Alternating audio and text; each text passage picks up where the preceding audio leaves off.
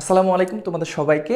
চট্টগ্রাম বিশ্ববিদ্যালয়ের জন্য যারা ভর্তি প্রস্তুতি নিচ্ছ, তুমি যদি এইচএসসি 24 ব্যাচ হয়ে থাকো অথবা সেকেন্ড টাইম ভর্তি পরীক্ষার্থী হয়ে থাকো, আজকের এই ভিডিওটা তোমার জন্য। কারণ চট্টগ্রাম বিশ্ববিদ্যালয়ে যারা ভর্তি পরীক্ষা দিবে তাদের জন্য যে বিষয়গুলো দরকার, কোন কোন সাবজেক্টগুলো পেতে পারো বা কী ধরনের রিকোয়ারমেন্টস আছে, সেই ভিডিওগুলো কিন্তু আমরা এখান থেকে প্রতিনিয়ত দিয়ে যাচ্ছি। তারই ধারাবাহিকতায় আজকের এই ভিডিওটা মূলত এই ইউনিটের জন্য। যারা কিনা চট্টগ্রাম বিশ্ববিদ্যালয়ে এই ইউনিটে ভর্তি পরীক্ষা দিবে তাদের জন্য আজকের এই ভিডিওটা খুবই গুরুত্বপূর্ণ। কেন? কারণ হচ্ছে এই ভিডিওতে আমরা এখানে কি কি রিকোয়ারমেন্ট আছে, কোন ভর্তি যোগ্যতা কত এবং কোন সাবজেক্টে কত মার্কসের পরীক্ষা আসতে পারে এবং কোন কোন বিষয় পরীক্ষাটা হয়, এটা আজকের এই ভিডিওতে আমরা দেখাবো। প্রথমে আসি যে এই ইউনিটের যদি বেসিক কথাটা বলি, এই ইউনিট মূলত হচ্ছে যারা হচ্ছে বিজ্ঞান বিভাগের শিক্ষার্থী, অর্থাৎ তুমি যদি এইচএসসিতে সায়েন্স ব্যাকগ্রাউন্ড হয়ে থাকো, কেবল তুমি কিন্তু এই ইউনিটে পরীক্ষাটা দিতে পারবা।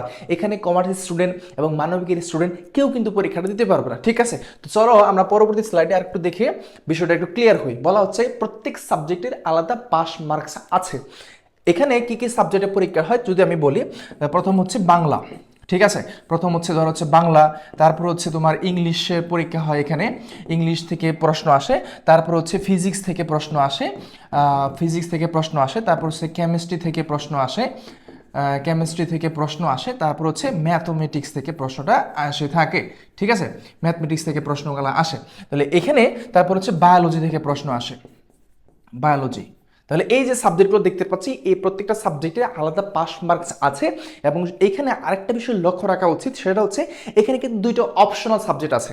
ঠিক আছে, এখানে অপশনাল সাবজেক্ট হয় তুমি হচ্ছে বায়োলজি দাগাবা, নয়তো তুমি ম্যাথমেটিক্স দাগাবা। ঠিক আছে, এই দুইটার মধ্যে যে কোনো একটা দাগালি হচ্ছে। কিন্তু এই চারটা দেখতে পাচ্ছ এখানে, আমি যদি একটু বলি, সেটা হচ্ছে এইখানে যে ধরো হচ্ছে তুমি চারটা দেখতে পাচ্ছ, অর্থাৎ বাংলা, ফিজিক্স, তারপর ইংলিশ, কেমিস্ট্রি, এই চারটা কিন্তু ম্যান্ডেটরি। ঠিক আছে, এই চারটা কিন্তু অবশ্যই কি বলতো, ম্যান্ডেটরি।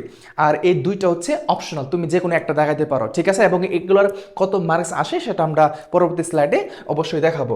তাহলে আমরা আরেকটু দেখি, সেটা হচ্ছে নেগেটিভ মার্কের বিষয়টা কি। নেগেটিভ মার্ক হচ্ছে ধরো হচ্ছে তুমি বাংলাতে 10 মার্কের পরীক্ষা আসে, 10-এর ভিতরে তুমি হচ্ছে ধরো হচ্ছে 10-এর ভিতরে 10টা এমসিকিউ থাকে। হ্যাঁ, 10টা এমসিকিউ, এখান থেকে ধরো হচ্ছে তুমি 8টা কারেক্ট করছো। কয়টা? 8টা কারেক্ট করছো, 2টা ভুল করছো।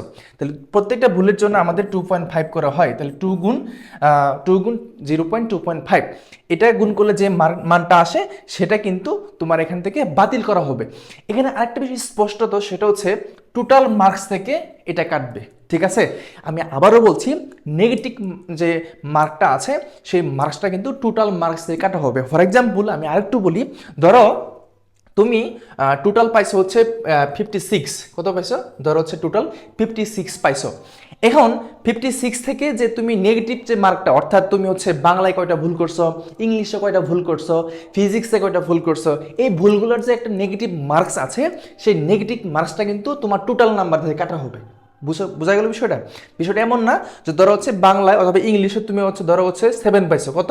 7 পাইছো, তাহলে বাকিগুলা ভুল হয়েছে, তাহলে 3 মার্কস তুমি কি হয়েছে, পাও নাই। ফর এক্সাম্পল তুমি 10টায় আনসার করছো, মানে ইংলিশে 10 মার্ক থাকে, 10-এর মধ্যে 10টা তুমি আনসার করছো, সেখান থেকে তুমি 7 মার্কস পাইছো, তাহলে পাও নাই কত? 3। এই যে তুমি 3 পাইলা না, সেই 3 বিয়োগ করা হবে এই 56 থেকে। কথা কি বুঝতে পারছো? মানে টোটাল মার্কস থেকে এই নেগেটিভ মার্কটা বিয়োগ করা হবে। বিষয়টা এমন না যে তুমি ইংলিশে 7 পাইছো, 7 থেকে 3 বিয়োগ দিব 4 হবে, বিষয়টা কিন্তু এমন না।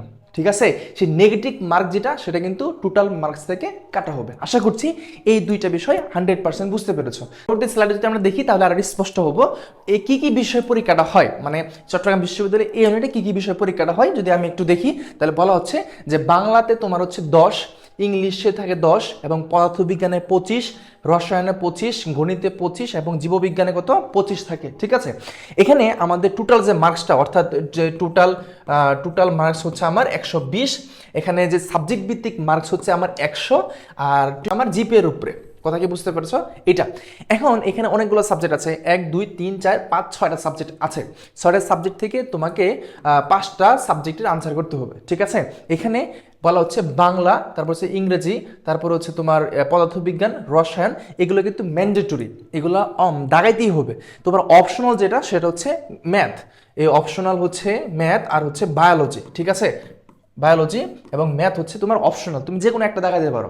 ধরো হচ্ছে তুমি ম্যাথ ভালো পারো, ম্যাথ দাগাও, বায়োলজি দেখানোর কোনো দরকার নেই। তুমি বায়োলজি পারো, ম্যাথ বাদ দাও, এরকম, ঠিক আছে? তার মানে এই নিচের দুইটা হচ্ছে অপশনাল, আর বাকি উপরে চারটা চারটা হচ্ছে ম্যান্ডেটরি, এটা তোমার দাগাইতেই হবে, ঠিক আছে? এগুলা তাহলে আশা করছি বুঝতে পেরেছো কোন সাবজেক্টে কতটুকু তোমার মার্কস আসে এবং কতগুলো বিষয়কে এখানে জানা উচিত।